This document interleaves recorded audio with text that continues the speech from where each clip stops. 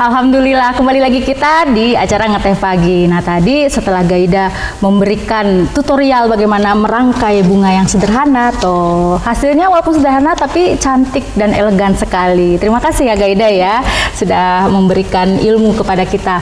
Nah, bersama dengan Gaida, saya juga sudah kedatangan tamu istimewa nih. Beliau ini adalah Bapak Wawan Dewanto PSD, Ketua Program Studi Kewirausahaan di SBM ITB. Assalamualaikum Pak. Waalaikumsalam Teh. Ya, alhamdulillah nih, terima kasih sudah mau mampir ke MKTV.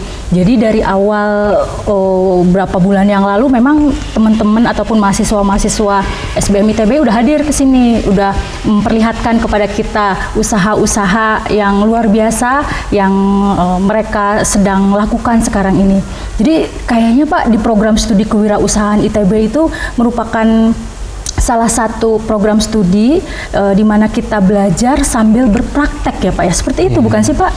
Ya betul sekali Mbak, karena bagaimanapun namanya kewirausahaan itu tidak hanya bisa dengan teori saja, perlu praktek. Ibarat orang berenang, kalau diajari teori berenangnya kurang pas, jadi harus ada prakteknya. Tetap aja kalau udah nyemplung kelelep gitu kalau yang berenang ya Pak ya.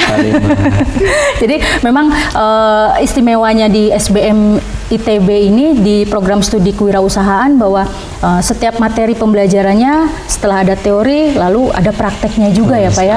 Mungkin Bapak Wawan bisa cerita tentang ruang lingkup ataupun metode pendidikan yang diajarkan di jurusan kewirausahaan Pak, silahkan. Yang pertama tentu konsep tetap ada ya, teori fundamental konsep tetap ada, karena bagaimanapun ini kan kuliah ya, bukan pelatihan gitu. Betul. Jadi kita tetap ada ilmu-ilmu fundamental bisnisnya gitu.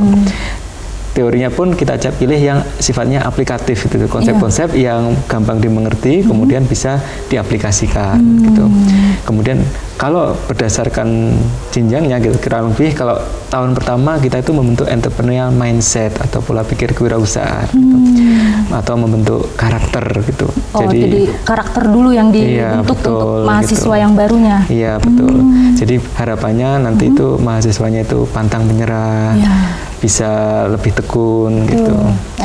Jadi namanya bagaimanapun sebuah usaha itu kan harus dikombinasi antara ikhtiar, tawakal dan berdoa gitu. Pak, kalau berdoa saja kan kurang, jadi harus ada ikhtiar, dan supaya mahasiswa itu continue ikhtiar, maka kita bentuk istilahnya entrepreneurial mindset atau pola pikir kewirausahaan.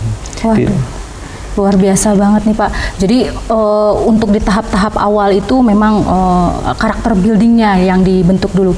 Nah lalu saya pernah dengar nih Pak ya, waktu sama mahasiswa saat mereka pertama kali belajar, pertama kali kuliah, bukan hanya teori-teori saja, tapi justru mendapatkan ilmu yang sebetulnya secara ini sih tidak ada korelasinya, yaitu kayak bentuk teater, terus buat pokoknya yang berhubungan dengan seni gitu. Kok bisa Pak? Jadi dari bisnis dihubunginnya sama teater kayak gitu Pak?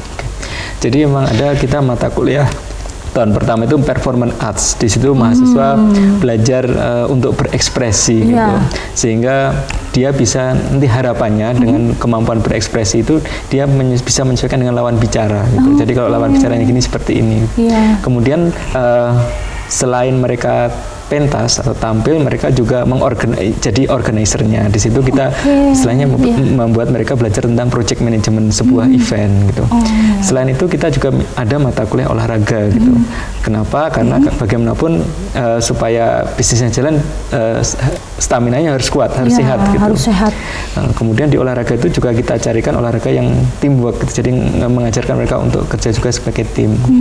Kemudian selain ada perform arts, kemudian ada tadi olahraga, ada juga mata kuliah pengantar bisnis.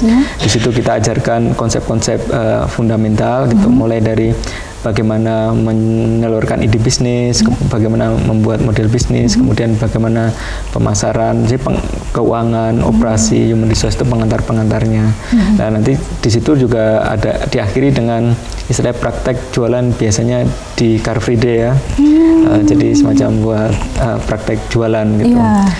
Kemudian selain itu juga ada juga mata kuliah studi Human Society, di mana mahasiswa itu turun ke desa gitu. Jadi bisa melihat apa yang terjadi di negeri ini gitu. Jadi bukan hanya lihat apa yang terjadi di perkotaan tapi juga di pedesaan. Jadi bisa mendapatkan gambaran yang utuh gitu tentang negeri ini gitu. Seperti itu. Luar biasa sekali berarti apa namanya metode pendidikan yang diajarkan di SBM ITB dan sangat aplikatif. Setelah itu beragam gitu. Jadi mahasiswanya itu dituntut untuk multifungsi gitu ya Pak ya. Jadi semua bidang bisa dia kerjakan gitu. Karena memang kalau yang namanya wirausaha itu semuanya harus bisa dilakukan gitu ya Pak ya. Hebat banget nih Pak. Nah kemudian Pak, dari tahap selanjutnya mahasiswa juga membuat startup bisnis atas bimbingan dari mentor-mentor juga gitu ya Pak ya. Nah itu mekanismenya seperti apa Pak? Jadi kalau tahun pertama itu kita membuat entrepreneurial mindset atau pola pikir kewirausahaan. Tahap kedua itu kita membuat startup. Dan tahun ketiga nanti membuat istilahnya scale up. Kalau startup ini jadi dari bisnisnya tidak ada jadi ada gitu. Nah itu mahasiswa pertama ada mata kuliah design thinking. Itu mahasiswa mulai belajar membaca peluang gitu, apa yang ada di pasar, kemudian membuat produk atau jasa yang inovatif untuk menjawab peluang itu gitu. Kemudian itu diakhiri dengan kayak pameran prototype gitu. Kemudian berikutnya ada mata kuliah, semester berikutnya ada mata kuliah bisnis model atau model bisnis. Di sini mahasiswa mencoba memetakan gitu, kira-kira kalau membuat produk ini bisa dijualnya kemana gitu, terus dapat uangnya dari mana gitu. Nah ini juga nanti diakhiri dengan pameran gitu, biasanya kita buat pameran di ITB gitu, seperti itu. Kemudian semester berikutnya mereka membuat rencana bisnis, membuat rencana bisnis, mereka melihat kajian keuangannya, kajian pemasarannya, kajian produksinya gitu. Kemudian ini diakhiri juga dengan pameran gitu. Kebetulan untuk tahun ini, tahun lalu pamerannya di BEC sehari gitu. Tahun ini nanti di PVJ tanggal 15 April. Tanggal 15 April nanti ya Pak ya. Jadi itu semua adalah hasil usaha-usaha yang di awal dibuatkan dan sekarang lagi di ini ya Pak ya, diperkenalkan seperti itu ya. Waduh, keren banget. Jadi emang harapannya mahasiswa itu langsung praktek gitu. Jadi mendapat feedbacknya bukan kalau di awal-awal yang memberi feedback banyak mentor dan dosen. Kemudian kalau sudah keluar itu kan dari masyarakat memberikan langsung, feedback. Jadi kerasa kalau barangnya nggak kejual berarti ada something wrong gitu. Wah luar biasa sekali nih. Jadi buat Anda yang masih sekolah atau masih SMA dan ingin apa namanya menentukan kira-kira selanjutnya saya akan kuliah di mana, mungkin ini menjadi salah satu tujuan Anda, karena di sini tidak hanya teori saja tapi prakteknya. Nah kemudian Pak, sejauh ini lulusan-lulusan dari SBM ITB yang di program studi kewirausahaan itu biasanya apakah mereka memang mencetak tenaga kerja yang baru karena mereka berbisnis atau seperti apa Pak?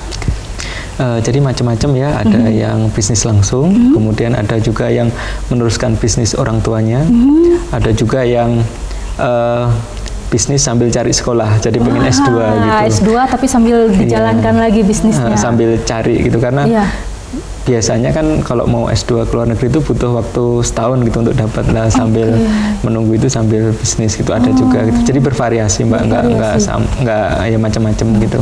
Berarti ada kerjasama juga nggak Pak dengan universitas luar negeri di jurusan program studi kewirausahaan? Kalau sementara ini yang ada adalah semacam pertukaran mahasiswa. Pertukaran jadi mahasiswa. Ada mahasiswa Jepang yang datang ke sini, terus ada mahasiswa kita yang ke Jepang, kemudian bulan Oktober nanti ada mahasiswa kita yang pertukaran mahasiswa ke Swiss gitu. Waduh, seru banget nih. Dan terakhir nih Pak, kira-kira ada beasiswa nggak sih Pak kalau misalnya di program studi kewirausahaan ini? Kayaknya menarik banget ini program studinya ya. Jadi di program studi kewirausahaan maupun di ITB secara umum ya, itu 20% dari mahasiswa itu bidik misi gitu. Jadi ada program pemerintah bidik misi untuk memberikan 20% alokasi buat yang tidak mampu gitu. Jadi mahasiswa kita bervariasi Mbak. Di luar yang 20% juga ada istilahnya beasiswa prestasi gitu. Jadi beberapa yang memang berprestasi bisa dapat beasiswa gitu. Wah, keren banget nih Pak.